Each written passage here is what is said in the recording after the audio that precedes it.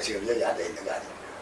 그래서 이거는 뭐 이제 그 때가 됐어요. 지금 광주 사태의 폭동성에 대해서, 폭동적 측면에 대해서 평가한다 그래가지고 뭐 광주 사태의 희생자들이라든지 주역들도 너무 섭섭하게 생각할 일이 없어요. 왜?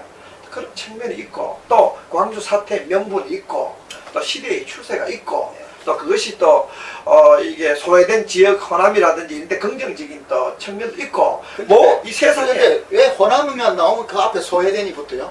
소외된 거 구체적으로 들어봅시다. 그거는 이제 막 이제 조선 시대 때도 그렇고 뭐 이렇게 조금 이렇게 소외된 그런 약간의 뭐 전혀 없다고 저는 그렇게 평가하고 싶지는 않아요. 전혀 없는 건 아닌데. 그러니까 알 것마다 그것이 이제 좀 과장되는 측면이 굉장히 많아요. 사실은 지금 박근혜 정부의 고위직 인적 사항을 보면 호남 정권이에요. 그렇죠. 청와대부터 시작해가지고 무슨 국방부 장관, 법무부 장관, 검찰총장부터 가면은 사실은 이게 인적 구도를 보면은 호남은 과도하게 많아요. 그런데도 다른 지역에서 크게 시비 걸지 않아요. 그래. 그런데 호남은 유독 자기들이 정권을 빼앗긴다든지 조금만 푸대접 받으면 너무 과장해. 그것도 앞으로 호남 스스로 고쳐야 돼요. 그거 고치지 않으면은 이 정보가 발달된데 방송이 막고 신문이 막 나고 막히나요? 그러면은 너무 과도한 것은 반드시 역풍이 부는 것이 이 정보화 지식화 시대에 그거는 순리예요. 너무 피해를 너무 강조하면은 호남은 황타가 돼요. 그 황타에 자초하는 건 호남이에요. 그래서 그런 부분을 이제는 감안해가지고 호남 사람들 대한민국 헌정사 60년에 김대중 노무현 때 호남 정권이에요. 깨놓고 말씀 많이 해먹었어요. 많이 해먹었어요. 사실 인적 구성으로 보면 지금도 아까 중요하지만은 박근혜 정부에서도 그 국가 안보 라인이라든지 그 다음에 국방부도 뭐 노골적으로 그렇고 그 다음에 지금 대통령 비서실 그러니까 사실은 예전에 이런 말이 있었으니까 이명박 정권 때 노무현 정권에서 뭐 하는 거 별 차 없다가 노명박 정권이라고 했던 지금은 사실 노명박 정권 노무현 이명박 박근혜 정권이 그 사람이 일관되게 쭉 내려와가지고 연결되어 있어요. 박근혜 정부는 이명박 정부보다 이 우파로서는 위험한 정부예요. 좀 더 자세히 말해보세요. 왜냐하면은 이 박바들은 박근혜 대통령에 대한 비판이 없어요. 그 녹바 비슷한 부분이 없지 않아 있어요.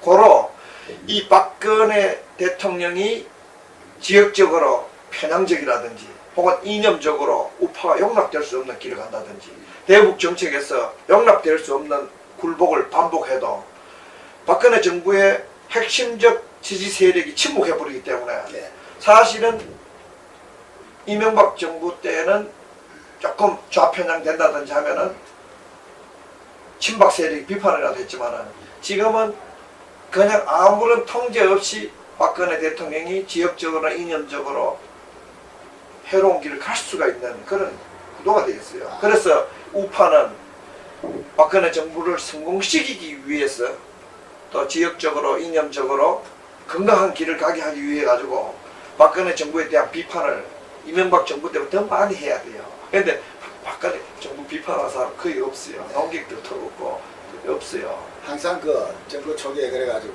나중에 보면 이제 끝날 때면 또 뒷때는 너지를 총괄을 짜내니까 그건 그렇지. 필요 없어요. 그리고 박근혜 정부 그 모든 정부는 뭐 환상을 가지는 자체가 그 악이에요.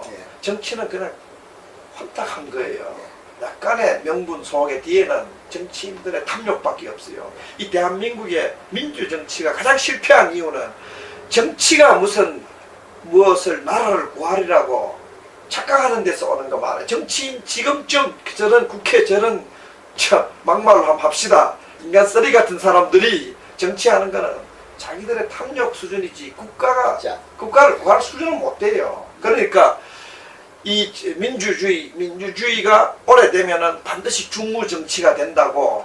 그래서 이 소크라테스의 후예들인 플라톤이나 아르스토텔레스도 민주 정치를 다 반대했어요. 우리는 민주정치를 그 지혜자들이 왜 반대했는지를 한 번쯤 고민을 해야 돼요. 한 번쯤. 왜? 민주정치가 한 60년쯤 돼버리면은 완전히 탐욕과 억지와 깽판과 사기밖에 그런 거 발달된 인간들이 정치권을 차지하고 언론계를 차지하고 교육을 차지해가지고 민주주의가 결국은 인기영합주의, 다시 말하면은 중무정치, 군중선동정치로 필연적으로 전락돼가지고 그것이 마지막에 티러니, 독재로 간다 하는 것을 그리스 정치인들, 철학자들은 다 알고 있었기 때문에 한국 정치가 지금 어디에 갔냐면은 복지 포퓰리즘이니 무슨 계속 거짓말, 요즘 서울시의 협동조합이니 하면서 계속 국민 세금 빼먹고 국민 세금 가지고 인기 영합하다가 저거 그리스 스페인 꼴 나는 이미 하마 대한민국 정치는, 민주주의는 중무정치로 벗어날 수 없이 깊이 빠져버리기 때문에 이 구조적으로 정치가 정치를 망하는, 정치인이 가장 망국노가 된 것은 이미 대한민국이 구도화됐단 말이에요. 구도화. 거기서 예외적인 사람은 난 10% 20% 될까 내가 고민하고 있어요. 국회에도 착한 사람이 있어요. 그러나 그 사람들은 지금 대한민국을 구하는 대세를 형성하지 못하고 있어요. 지금 국회, 나라를 망하게 하는 망국노들이 대세를 형성하고 있어요. 언론 마찬가지예요. 그래서 무슨 탈북자 문제 이런 거 나와도 건강하게 검증해가지고 그것을 사회에서 신중하게 수용될 만큼 수용하고 과장된 것은 추려내고, 이것을 언론이 검증하고 교정하고 마지막에 국민들을 개몽하기까지 가는 그런 능력을 언론이 잃고 있어요. 모든 사회 영역에서 김대중 노무현 이후로 대한민국의 민주주의는 중우정치, 선동정치, 인기영합정치, 대국민 사기정치